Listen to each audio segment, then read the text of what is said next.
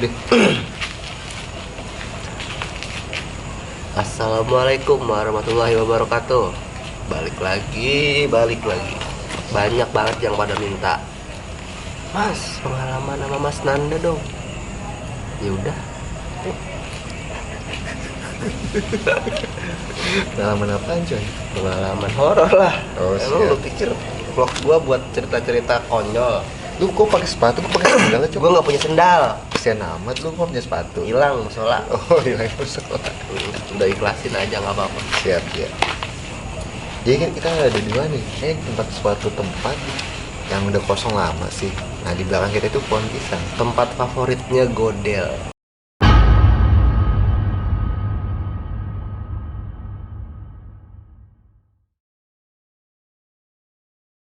Godel nggak mau dia di tempat kayak gini. Belakang pohon pisang. Kenapa sih pohon pisang? Mitosnya katanya sih pohon pisang itu katanya banyak penampakan. Katanya. Penampakan biasanya sih yang paling banyak itu adalah penampakan kuntilanak katanya. Di pohon pisang. Di pohon Oke, pisang. terus Itu betul apa enggak sih? nah, Apa hanya mitos aja tuh coy? sebenarnya nggak kuntilanak doang sih. Hmm. Kayak gue pernah waktu gue anak-anak di Cawang. Gue anak-anak udah lama ya. Cawang itu masih ada kebun-kebunan di belakang Indomobil itu masih ada kampung ya. Ada pohon-pohon pisang. Jadi satu rumpun pohon pisang ada satu daun yang goyang-goyang sendiri. Daun yang lain nggak ada. Kenapa bisa gitu? Kalau nggak salah yang gue ketahui adalah kalau daunnya goyang-goyang tanpa ada yang lain goyang-goyang itu digandol kuntilanak gitu. Nah, pertanyaannya kenapa jadi pohon pisang itu disukai? Padahal di pohon pisang itu selalu ada jantung. Jantung pisang ya. Jadi boleh dicek deh, pohon pisang yang jantungnya itu belum jadi buah, belum dipanen, dia pohonnya nggak bakal mati. Jadi lu potong apain, nanti dia akan tumbuh tunas lagi sampai bener-bener jantungnya itu jadi buah dan dipanen, baru dia bakal mati kalau ditebang. Oke. Selebihnya? Ya, jantung pisang itu gimana ya? Dia sebenarnya bunga kan. Ya. Nah, di mana bunga itu adalah esensi atau saripati kehidupan yang menjadi makanan mereka. Nah, biasanya kan jantung pisang ya dibuat makan sama kita, coy. Ya memang kita makan bunga juga kok. Kita makan buah juga kok. Tapi dari situ ada sebuah keunikan ya, emang jantung pisang itu lumayan unik. Nggak cuma unik sih sebenarnya. Pocong? Kebanyakan. Pocong kan kita tahu itu barang kiriman. Oke. Tapi dia jenis-jenis yang itu lebih banyak muncul di pohon pisang. Kalau ada jantungnya itu yang diutamain banget. Nah, pengalaman lu ada nggak pengalaman di pohon pisang? Ya itu tadi cawang Ya. iya. Cuma kalau pengalaman gue sih sejauh ini sih gue cuma lihat daun yang goyang-goyang aja itu. Kalau untuk penampakan kuntilanaknya mungkin dia takut kali sama gue ya. Anjir. Ya, jadi jantung pisang itu menarik, nggak ada jantungnya sih. Iya ada jantungnya sih. enak. Cuma ini tempat betul-betul udah kosong udah puluhan tahun. Udah kosong udah puluhan tahun kita sambangi berdua. Saya kita bingung mau kemana lagi. Kebetulan ada tempat yang udah lama kosong sih. Nah kebetulan juga ada pohon pisang yang tadi kita lihat sudah ada sosok kuntinya sih. Godel nggak mau dia ngikut ke sini. Oh ya, Godel kemana nih Godel nih?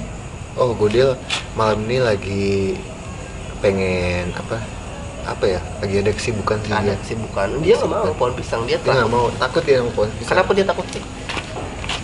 Ada pengalaman pahit mungkin dengan pohon pisang ya? Mungkin dia pernah diikat di pohon pisang kali. Mungkin kali. Habis lu Del, nggak ada orangnya diomongin. Habis itu ada hal lain lagi nggak soal mitos soal pohon pisang? Gua pernah tinggal di rumah yang sekeliling gua itu kebun pisang. Jadi Oke. bukan cuma pohon doang, kebun pisang benar-benar.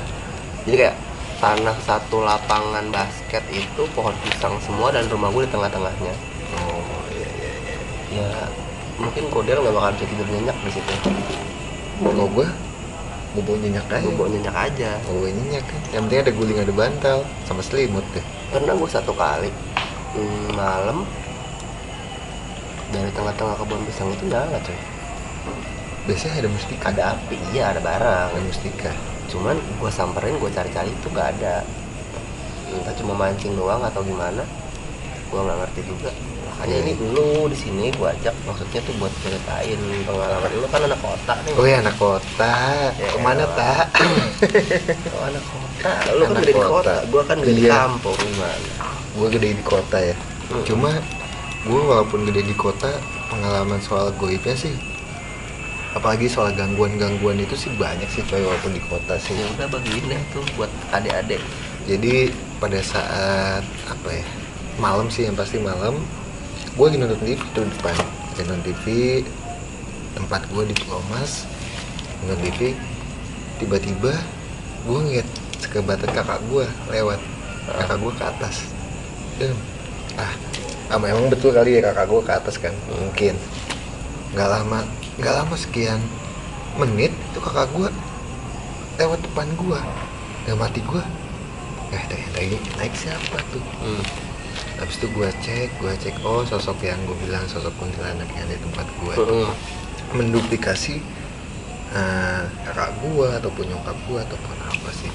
Itu sih, walaupun gue tinggal di kota juga sebenarnya sih, di kota nggak menjamin bahwa hantu itu sedikit sih, nggak juga coy. Sosok menduplikasi, kalau cuma duplikasi satu orang itu kayaknya banyak ya. Iya.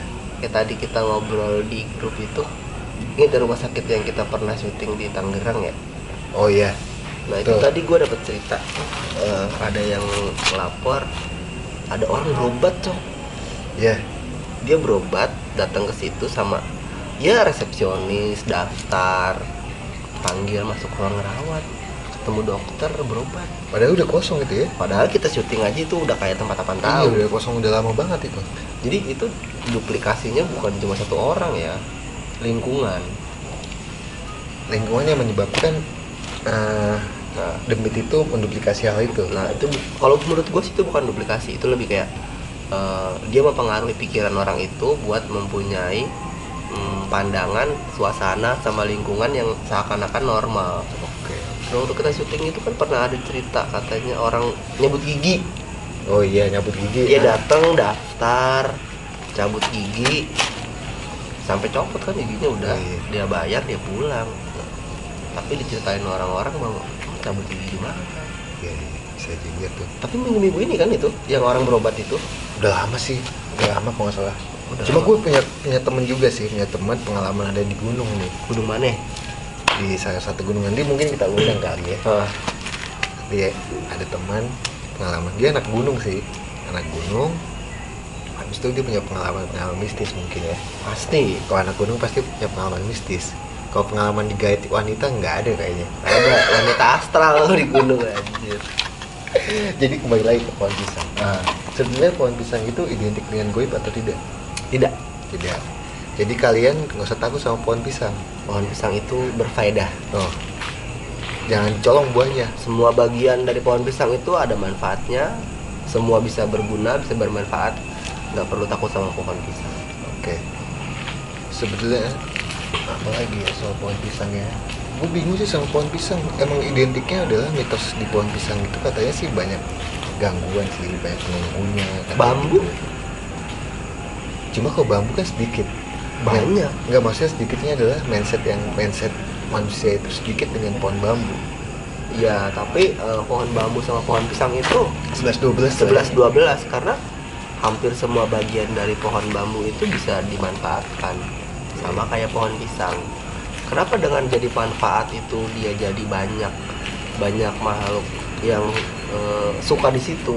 Iya. Hewan ya, manusia, bangsa jin, jamur, tumbuhan banyak ya semuanya karena di situ banyak sumber kehidupan yang mendukung ekosistem bisa berjalan dengan harmonis gitu loh. Bisa. Jadi jangan pernah takut lewat kebun kosong. Gak usah takutnya sama begal aja. Takutlah sama orang jahat. Sama begal. Begal. Cuma pohon pisangnya kayaknya